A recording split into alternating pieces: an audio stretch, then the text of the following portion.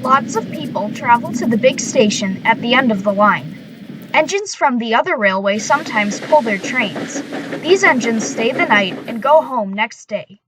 Gordon was talking one day to one of these. "When I was young and green," he said, "I remember going to London. Do you know the place? The station's called King's Cross." "King's Cross," snorted the engine. "London's Euston.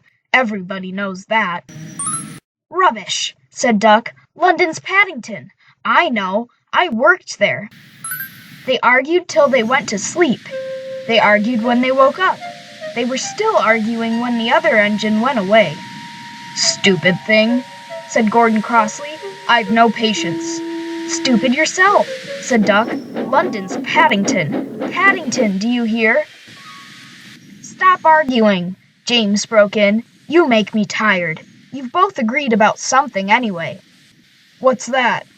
"London's not Euston," laughed James. "Now shut up."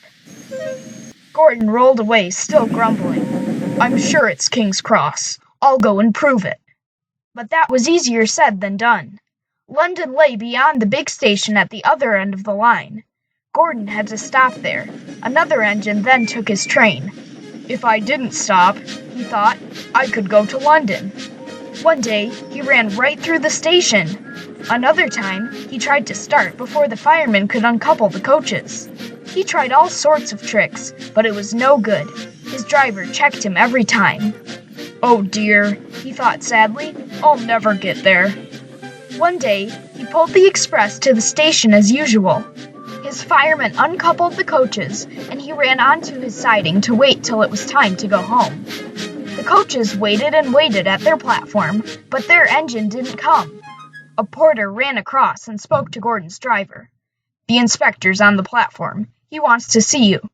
The driver climbed down from the cab and walked over the station. He came back in a few minutes looking excited. "Hello," said the fireman. "What's happened?"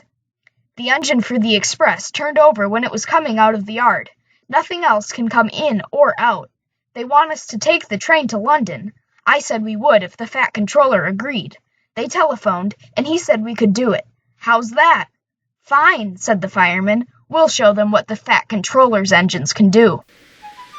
"Come on," said Gordon. "Let's go." He rolled quickly over the crossings and backed onto the train. It was only a few minutes before the guard blew his whistle, but Gordon thought it was ages.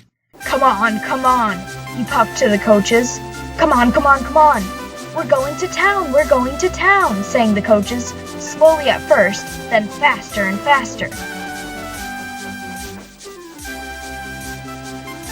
Gordon found that London was a long way away. "Never mind," he said. "I like a good long run to stretch my wheels." But at the same time, he was glad when London came in sight. The fat controller came into his office next morning.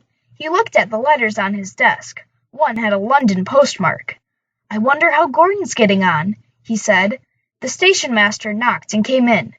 "Excuse me, sir. Have you seen the news?" "Not yet. Why?" "Just look at this, sir." The fat controller took the newspaper. "Good gracious me," he said. "There's Gordon. Headlines, too. Famous engine at London station. Police called to control crowds." The fat controller read on, absorbed. Gordon returned next day. The fat controller spoke to his driver and fireman. "I see you had a good welcome in London." "We certainly did, sir. We signed autographs till our arms ached, and Gordon had his photograph taken from so many directions at once that he didn't know which way to look." "Good," smiled the fat controller. "I expect he enjoyed himself. Didn't you, Gordon?" "No, sir, I didn't." "Why ever not?" "London's all wrong," answered Gordon sadly. "They've changed it. It isn't King's Cross anymore. It's St. Pancras."